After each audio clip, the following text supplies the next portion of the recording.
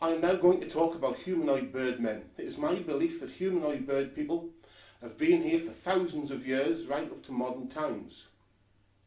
But I'm going to prove this now, and I'm going to provide evidence which is completely verifiable and which you'll find very easy, in fact, to verify. But understand that this is a strange idea. After all, birds and people are so different. Birds have hollow bones while ours have marrow through it. They evolved to fly and be very light, while we aren't. But what I'm talking about here isn't actually a literal hybrid of birds and humans. What I'm actually talking about is an entity which looks like both. That's really what I'm talking about. And has been visiting this planet for thousands of years. May come from somewhere else, as another planet. It's just likely to be another dimension, another stage of existence. Okay? And that's what I'm going to talk about. But like I said, the evidence that I provide will be verifiable. You'll be able to verify it quite easily. But I know this is a strange idea. Don't think that I don't know this idea is strange. But all I want from you is to listen to the evidence here, and then you can decide for yourself.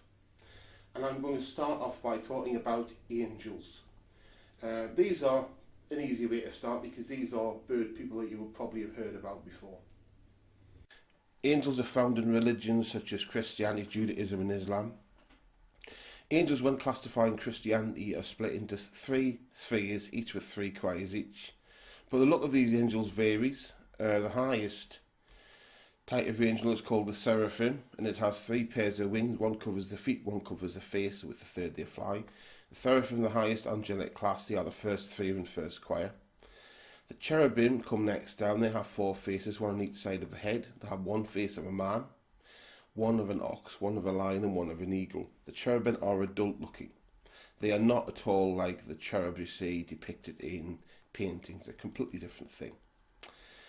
The cherubim are of the first 3 and second choir. Next down we have the thrones. These are circles of light. Some say with eyes, some say they appear as a wheel within a wheel. However, they are also described as adoring elder men. But the thrones are the first 3 and third choir.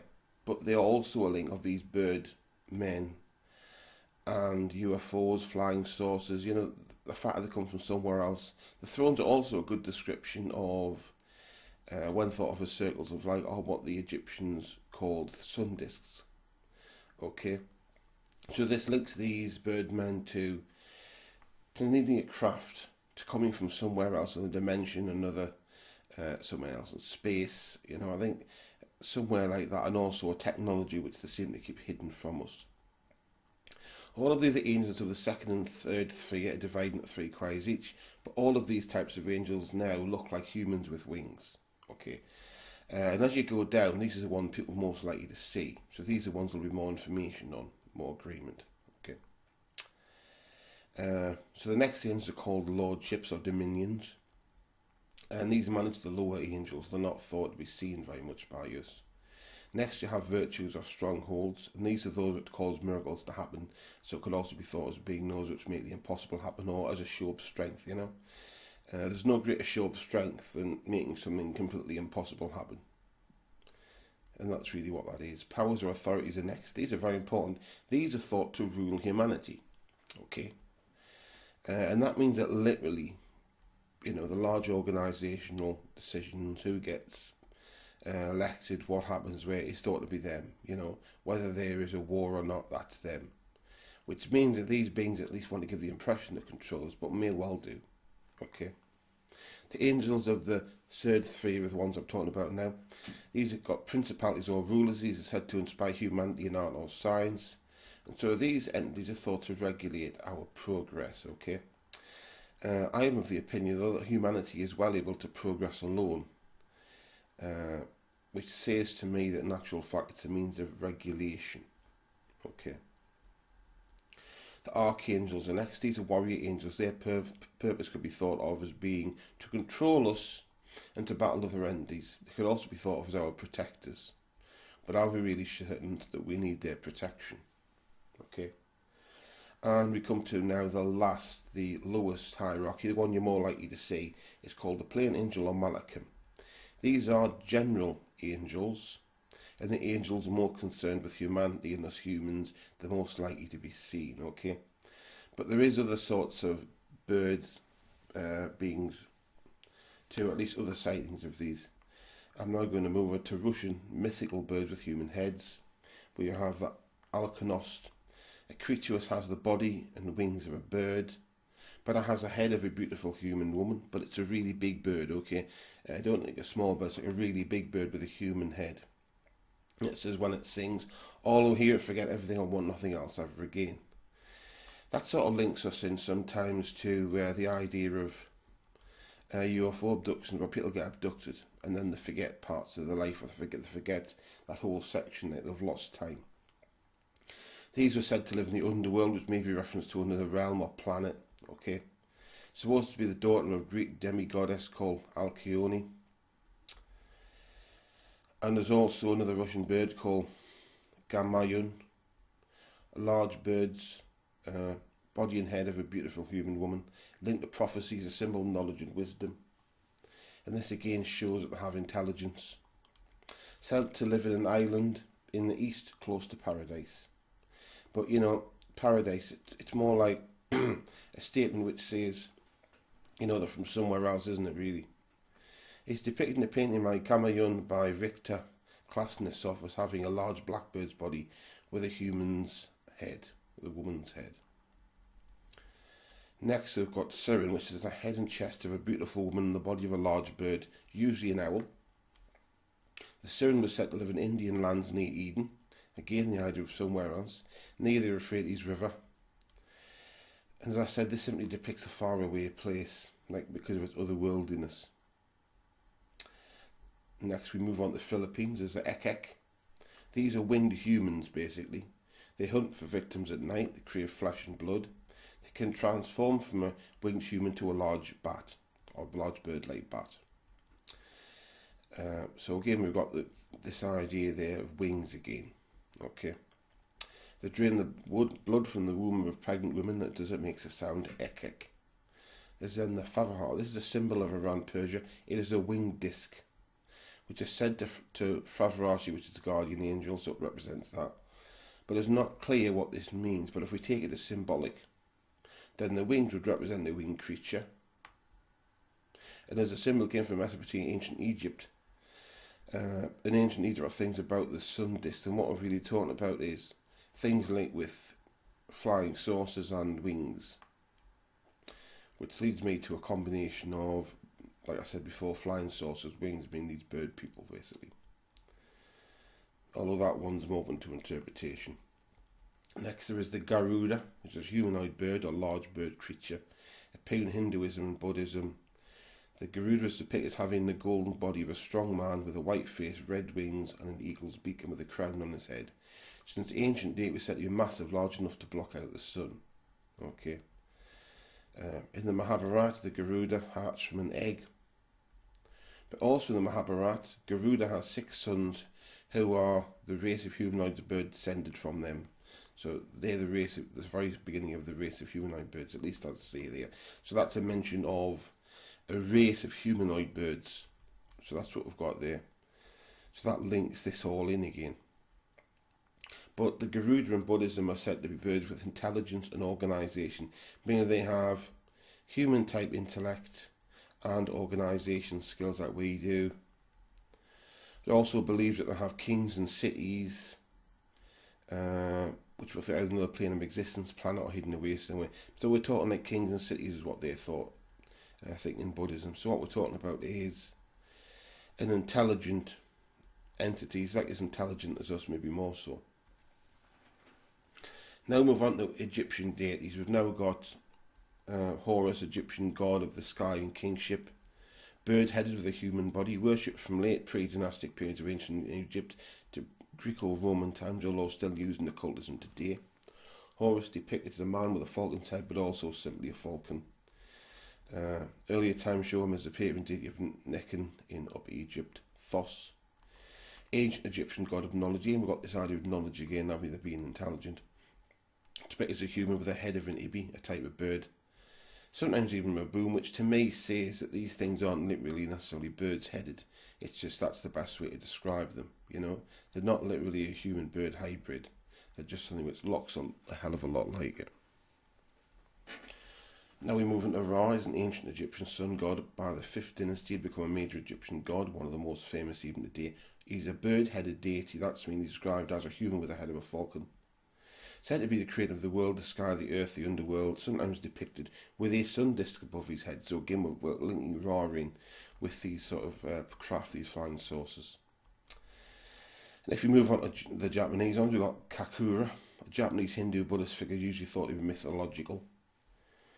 Although Kakura can be thought to be a race of huge fire-breathing birds, usually it's thought to have a human body with wings and a bird's head. Okay. Tengu, it means heavenly dog, but not usually thought to be seen that way. Often thought to be Japanese mountain gods who can take a number of forms, one of which is a humanoid bird. When seen as humanoid birds, they have elongated human noses, bird-like. Okay, so what we've got there really is we have the idea of transformations as well, but also linked with, like I said, humanoid birds.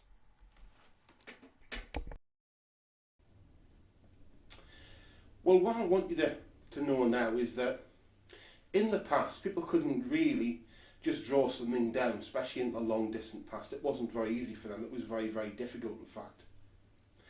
And what they did when they saw things is they chunked. By that I mean they took complex, say something that was complicated, and reduced it down to things they already knew. And it's for this reason that these bird people are actually depicted as parts.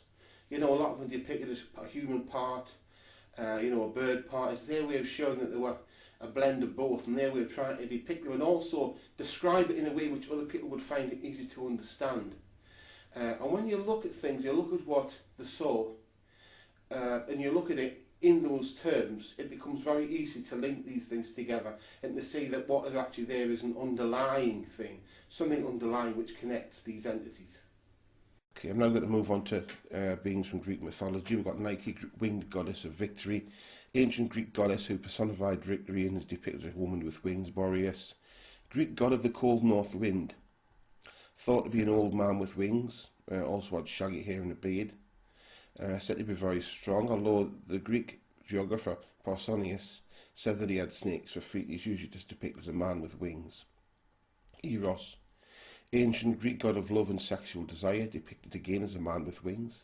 And if we go into the Norse entities, we've got the Valkyries from Norse legend, depicted as females with wings. They choose those who die in battle, basically, as in they take half of those that die in battle to Valhalla. This means the Valkyries are linked to death. It also links these bird entities, like I said, these birdmen to death. When I say birdmen, I mean bird people, okay? Bird humans, or humanoid. The word Valkyries is actually taken from two words, the first meaning slain on the battlefield and the second means to choose. They're said to be the daughters of royalty, and sometimes are accompanied by ravens, swans or horses. Okay, the fact that they're accompanied by ravens does tend to indicate their colour. Okay, so we've got a colour there that seems to indicate it as black. Okay, now we go on the Celtic. We've got Catanabodera.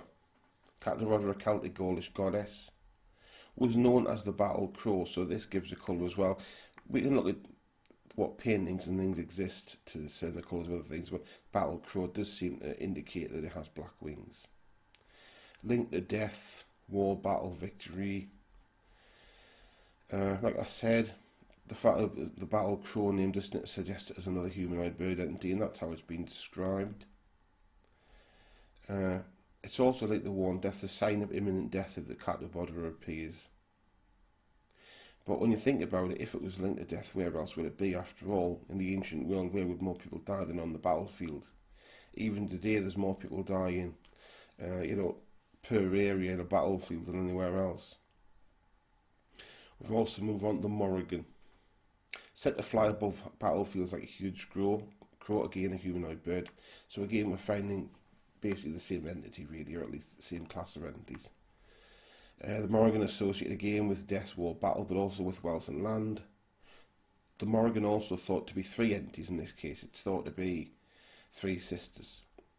This means that what we're talking about here, they understood, wasn't one entity, but a group of entities, okay? A group of beings. The Morrigan also a symbol of imminent death. The Morgan also said to sometimes take direct part in battle, showing favour of one side or another, which means you're talking not just the Morgan appearing, or these Birdmen appearing in a battlefield and taking some away, but actually flying on the battlefield and killing large amounts of people, taking a direct side. That also links us into the angels, if you remember. The idea that some angels rule us, that they actually decide what will happen. So that links in with that again.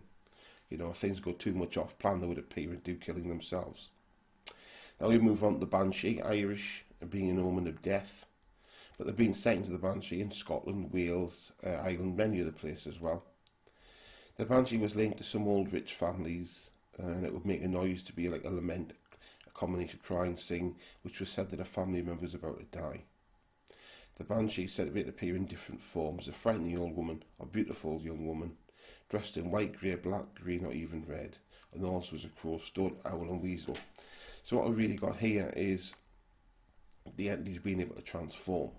Okay, so you seem to have something which is, at least for most of these entities, is, you know, a humanoid bird, but it can look like us. That's what it really seems to say. Because how would you know if it's a crow or a stoat or something like this, you know?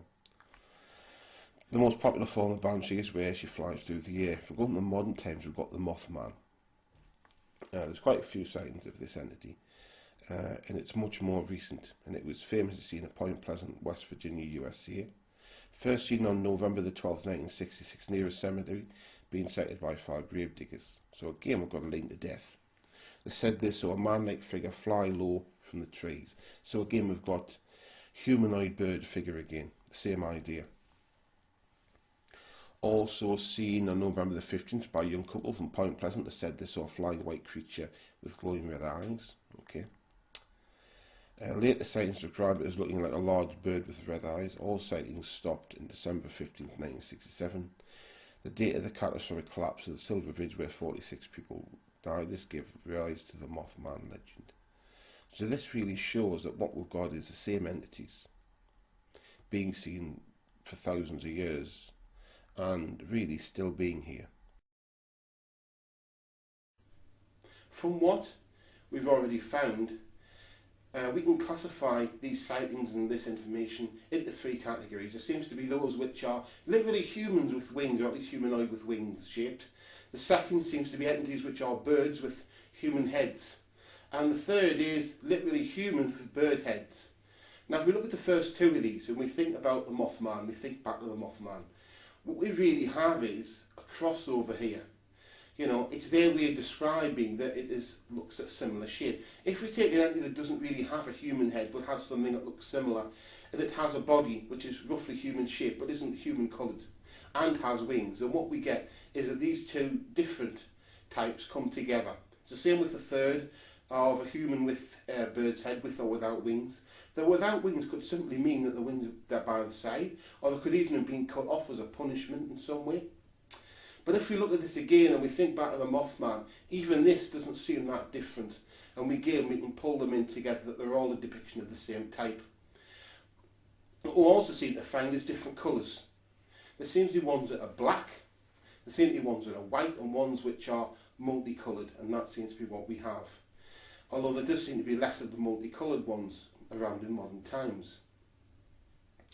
But these entities also been linked as being from somewhere else, you know, another planet, above or below, a different plane of existence.